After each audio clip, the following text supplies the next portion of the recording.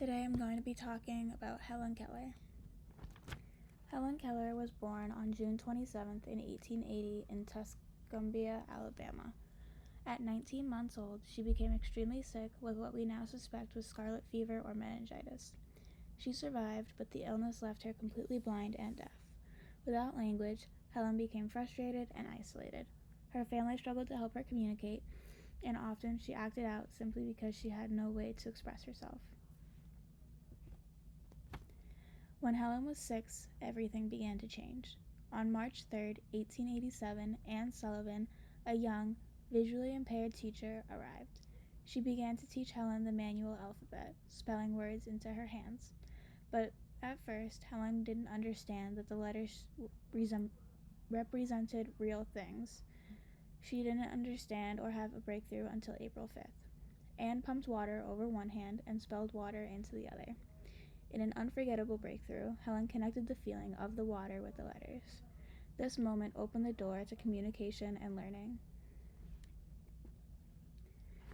After her breakthrough, Helen learned rapidly. She mastered Braille, typing, and even learned to speak.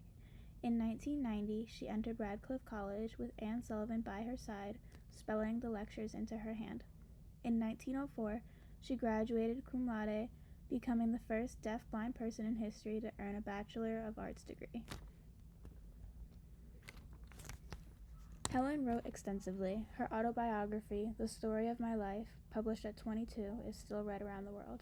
She wrote books and essays on optimism, disability rights, and social justice, using writing as a way to connect with millions of people.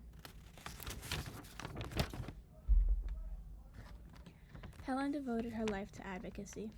She fought for the rights of blind and deaf-blind individuals, pushing for an education, Braille materials, and better services. But her activism extended far beyond disability issues. She supported women's suffrage, workers' rights, and pacifism. In 1920, she founded the American Civil Liberties Union, also known as the ACLU. The ACLU defends fundamental rights and freedoms guaranteed by the U.S. Constitution, using litigation, public education, and advocacy to protect issues like free speech, equality, and privacy. By joining the ACLU for the blind in 1924, she gained a national platform, traveling, fundraising, and helping create programs for people with vision loss.